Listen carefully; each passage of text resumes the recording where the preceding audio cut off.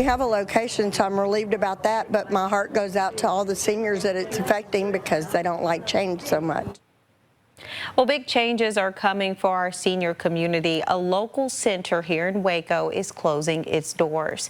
Your neighborhood reporter, Dominique Lay, has actually been following this story from the beginning. Dominique, what's the next chapter? Yeah, hey Sharday. So back in February is when I first told you about the future closure of the Sul Ross Senior Center. Now then that's impacting several of our local community groups, including the Sul Ross Dance Club, who has been looking for a new home for weeks. I'm telling you about the city's solution and how that dance group feels about it.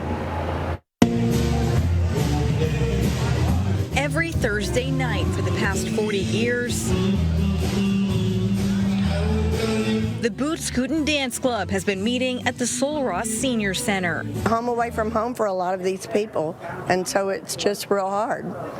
But since February, it's been an uncertain future for the dance group after the city of Waco found deteriorating and unsafe conditions at the center.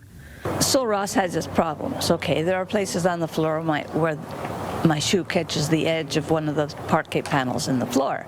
Uneven floorboards are just one of the reasons the city will now be relocating the Scootin Dance Club to the Waco Lions Den. I personally think it's very exciting. I've heard other people say it's a very extremely nice building, so I'm quite frankly looking forward to being there. The decision was announced at Tuesday's City Council meeting, where several of our seniors spoke up with hopes of saving the center, telling me it's so much more than just a dance hall. Gotcha. So it's not just about, leaving that place. It's about the history and what you guys carry with that building. And our friends are there. In fact, when my husband passed away, 138 visitors came to his graveside. They're all friends of ours that we met there. Linda Gomez is extremely disappointed to hear the relocation news, especially because she met a man when she moved to Waco who introduced her to the dance group at Sul Ross. As a result, it will forever hold a special place in her heart. I met a man who introduced me at a Kiwanis meeting, to dancing at the Senior Center. And we're now engaged. And so, yeah, it's hard to see it go. And while many of our neighbors are grateful to continue to dance their Thursday nights away, it's still the end of an era. It's a new beginning for people that don't have a lot of them left.